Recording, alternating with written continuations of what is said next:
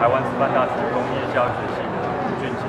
那这是我们的毕业作品。那其实我们那时候选择做埔里试装，是因为一次机会到了埔里参加嘎哈屋组的一个过年活动。那其实嘎哈屋组我们知道它像目前面临到一些就是文化传承的一些问题。那其实我们希望可以帮助嘎哈屋组做一些就是解决他们现有空间的一个规划，让他们空间可以做得更好，就是更好利用这样。那其实我们在做选择这个地点的时候，其实我们一直在想要选牛眠、牛尾、首城、大南还是5公园。那最后我们选择了首城社区，是因为刚好它其实位在五个社区的中心点。那这个空间如果设计起来，可以让每个社区的人都可以来使用这样子。那其实我们一开始设计的概念呢，其实我们是希望可以做出一个以自然连结的一个概念，就是因为当初190年前嘎哈屋组迁徙到埔里的时候，其实是翻山越岭、筚路蓝缕，是很辛苦的一个路程。那其实在这个路程中，他们其实跟自然环境是有一些连结的。那在这个连结的部分，我希望可以把这个现有空间跟自然做一个连结。那你从这里可以看到，就是原住民族聚落的概念出发，那其实聚落就是有大家族群一起聚在一起的意思，这样子。那你可以从空间规划这里开始看。其实我们的首城新宫厅，我们设计主要是以主要使用者就是我们自己的嘎哈屋的族人以及社区区域。然后还有一些像暨南大学的一些文化学者和讲师，他们也可以来这边做一些授课的动作。那次要使用者，我们就是一般的游客，能来到我们这里，来到嘎哈屋这里，了解我们自己嘎哈屋的文化这样子。来，那你可以看到这张图哦，你可以了解到我们的首城公厅这个空间，我们可以从主要使用者和次要使用者连接起来，这个空间其实最后会形成一个文化氛围。那其实当我们使用者在使用这个空间的时候，他的行为就已经可以表现出就是我们整个族群凝结的那种感觉。那你可以看到1楼的部分，其实我们会选择做一个原野的意象。其实选择做原野，因为当初嘎哈屋族人来到这里开垦，其实是很辛苦的。那在这个开垦过程，其实1分耕耘1分收获，就有教育一样。那其实教育的本质也是需要就是下苦功才会有一些收获这样子。那我们希望可以把教育的就是功能放在1楼，因为教育是目前嘎哈屋族最需要的一个部分这样子。那就是可以让长者和长老来到这边做一个教学动作，让子弟他们去了解一些传统文化的东西，可以让就是传统文化可以更继续的保存下去，就是传承下去这样子。那2楼的部分呢，设计就是一个以河川为意象的一个感觉。那其实我们在做这个部分，我们是一个夜晚的一个感觉，让打出一个灯光，然后制造一个就是河流的意象时光廊道，让就是我们的这边的族人呢，还有一般民众可以就是到这个场域做使用的时候，可以缅怀祖先当初就是来到埔里本地，经过了一些翻山越岭啊，越过一些溪川的部分这样子。那你可以看到这个灯具，我们是以那个传统嘎哈屋的那个鱼泉做发想，然后放到这个灯具上面做一个灯具的设计这样子。那你可以看到我们的3楼部分，其实我们3楼主要规划文创展示柜，还有我们的就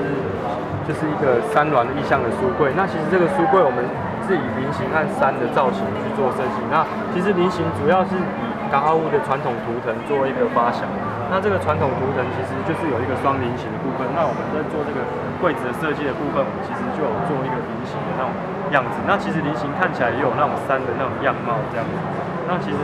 在这个部分呢，我们还有做一个就是文创展示柜。那其实文创展示柜其实是希望把就是嘎哈屋自己特有的一些文化的东西，那甚至是一些文创化的东西，可以在这边做展示。那一般民众来到这边就可以了解到嘎哈屋的文化，那也顺便把嘎哈屋的文化传播给其他的族群这样子。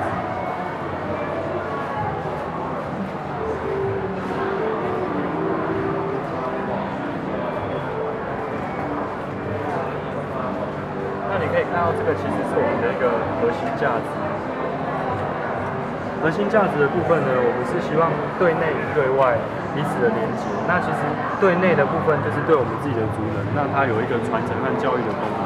那对外的部分，我们就是有传播这个文化给其他的族群、其他的民众去了解到，就是嘎哈屋目前面临到一些就是语言上面的一个传承的部分和文化上面的传承。那其实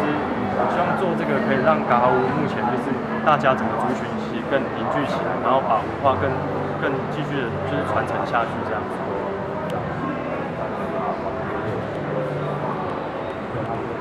那你可以看到模型的部分，就是从1楼的部分，就是现有空间，目前其实就是新公厅的部分、省城公厅部分，其实原本其实是一个就是社区大学部分。那其实平时如果没有就是年长者来这边做一些健检活动的时候，它其实是关闭的。那我希望可以把这个空间打开来，让其他人也可以来使用。那我把这里规划成一个就是教育的空间，那就是子弟们他们可以来这边做一个学习，那长辈们也可以来这边说故事啊，教他们一些传统技术的一些东西。那在这边就有一个传承和教育的功能。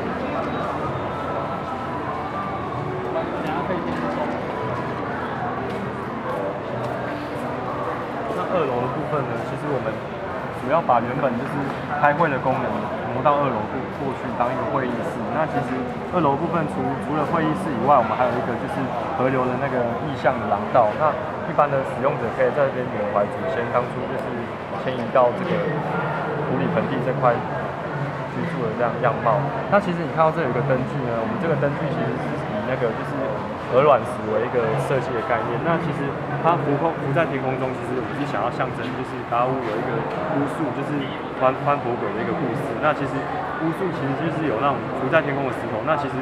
翻佛鬼也是在天空飞。那我们希望把那种飞行起来的石头的那种样子，就是呈现出巫术的那种样貌。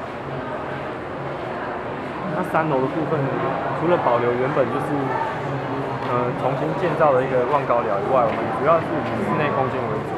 那室内空间我们主要是以一个休憩区为主。那休憩区其实就是可以让一般的民众来到这个地方，那他们可以在这边享受一些像噶哈巫传统的那个古岩茶，那还有一些可能在这边有那个什么阿拉贵的享用，在这边做一个自助的方式。那其实这边有那个书柜，就是有一些主要是典藏一些噶哈巫自己的一些族群的一个文化的那个书籍。那还有一个角落，在我们设计的一个文创的那个展示柜。那噶哈巫族人可以把一些文创品和一些传统的器物放在这边做展示，那可以让其他族群更了解到这个噶哈巫文化的部分这样子。那顺便把噶哈巫的那个文化给传播出去。那这是我们的一个基地位置，它位于南投县埔里镇守城路9号之五。那它其实是原本南投县埔里镇守城社区发展协会的旧址。那其实这个地方就是守城新公厅的一个社区大学位置。那其实这个部分呢，目前它的南向的部分，它其实是南向部分是大南社区，那北向就是要往牛尾那个社区这样子。那它的西方是主要以农地为主。那东边的话是东北方是以住宅。那其实在这边是风景非常优美的。那我们希望可以在3楼的地方做一个挑高，那其实可以让大家可以欣赏到就是守城大山和牛门山的一个风光这样子。那你可以看到模型这个就是其实是一个迁田的一个意象，就是每年啊，就是噶哈巫过年的时候都会有一个迁田的传统仪式。那其实是大家手牵着手唱来烟，那其实是在告知祖今这个年度我们过得怎样，我们可能有一些丰收，其实是告知对祖先的一个缅怀的意思。那我们表现在这里，其实要让大家了解，其实来烟对于噶哈巫是非常重要的一个文化的仪式这样。那我们这边就是有做一个对噶哈巫族的一个宣传，那其实主要是希望让更多的人们知道，我们就是噶哈巫目前其实是一个存在的一个原住民族，但大家政府目前其实是不承认这个族群的。那我们其实一直有在做一个文化复振的动作，那也希望让大家更了解到，噶哈巫族其实是需要更多的关心、关注这样子。那我们有设计了一个大南走标旗的一个小贴纸，那其实是以大南走标旗的传统纹饰去做一个发想。那其实这个贴纸呢，你看它呈现成圆形的，那其实噶哈巫原本是没有这个贴纸这个圆形的造型。那其实我们设计这个贴纸的用意是因为我们想要凝聚那个力量的感觉，所以我们才设计一个圆形向心的那种力量，希望就是噶哈巫可以再更凝聚彼此族人的一个力量，然后让族群更好，就是可以继续的永续发展下去这样子。谢谢。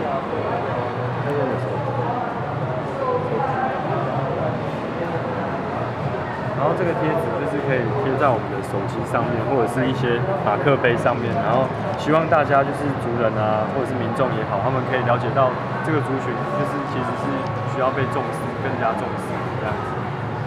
那请问一下，你这次筹备的整个过程当中啊，有没有什么样的心得，或者是遭遇什么样的困难啊、挫折这些？主要的心得是一开始我们完全从没有不知道这个族群到知道了以后，我们其实是希望做一点就是回馈社会的一种帮助，那借由自己现有的力量去做一些改善。那其实面临的一些困境，主要是以就是不了解文化为主。那从不了解文化去找资料，到一些问题，那其实一直有去就是了解他们的东西。那其实，在翻书的过程中，其实也是不了解蛮多东西。那其实有问了很多就是族人啊，像郑浩哥啊，还有是洪瑞，那还有恩成他们，就是其实大家都能互相帮忙我们，然后来完成这个作品。那其实我这个过程中其实收获很多，就是其实我觉得我们台湾自己的文化绝对不可以消失。那如果像消失了以后，我们可能就没有办法没有办法很骄傲的告诉外国人或者是其他族群的人了解到我们台湾其实有自己独特的东西。那这个独特的东西如果消失了，那我们就会觉得非常可惜。所以我们就是因为不想要让这个文化消失，所以我们希望以自己的现有力量提升出来做一些有帮助的事情，这样子，这是我们最大的收获。一开始是怎么会知道嘎哈布这个组的？是谁跟你说的？还是怎么会知道？对，一开始其实这个渊源是从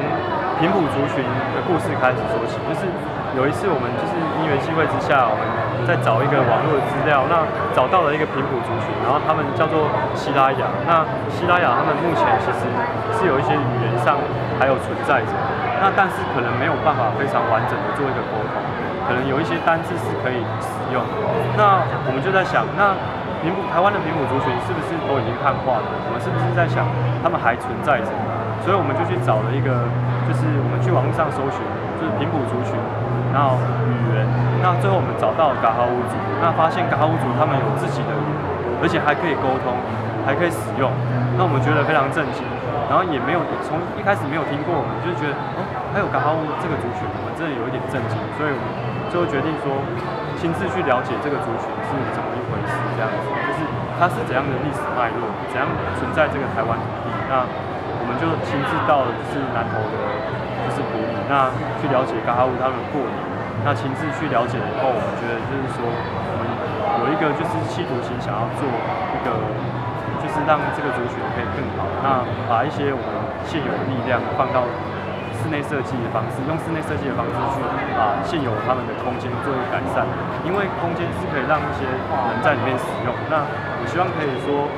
族群在这里面使用的过程，那是有教育和那个传承的在这个地方这样子。那到埔里现场，到部落现场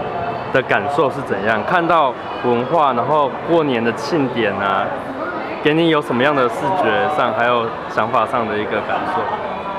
我觉得就是因为以前很少参与就是原住民的一些庆典，那我亲自参与了以后，我感受就是非常的热情，那让我觉得说我活得很自在，踏实。那其实踏上埔里这块嘎哈乌的这块就是部落啊，我就觉得其实心是非常温暖的。我觉得说像都市化发展，大家步调那么快速的在过生活，那我觉得。来到埔里，来到嘎哈乌的族群里面，我觉得其实心是蛮温暖，就是有那种被治愈的那种感觉。我觉得说是非常开心的，就是觉得能认识这个族群，我觉得就是一种缘分啊。觉得说应该会继续就是跟这个族群有一些联系，有一些联络这样子，希望可以一直认识这样，一直认识下去。但是这个族群的语言跟文化其实都渐渐的比较凋零，比较濒危。那这样是不是很可惜？我们是不是应该就是大家可以更关注啊之类的？对，我就是希望借由自己的力量做一些动作，让这个族群可以更让大家看见这样子。如果没有人去看见的话，可能除了自己的族人努力可能还不够，那需要大家去帮忙他们，就是有一个文化振兴的部分。那文化我觉得就是如果没有使用的话，它就会渐渐的凋零。那其实就是不管怎样，就是大家只要有心想要来这个族群了解，我觉得就是都可以开始行动这样子。那最后你有没有什么想要跟大家讲的话？想跟大家说，就是多支持台湾原住民。谢谢，谢谢。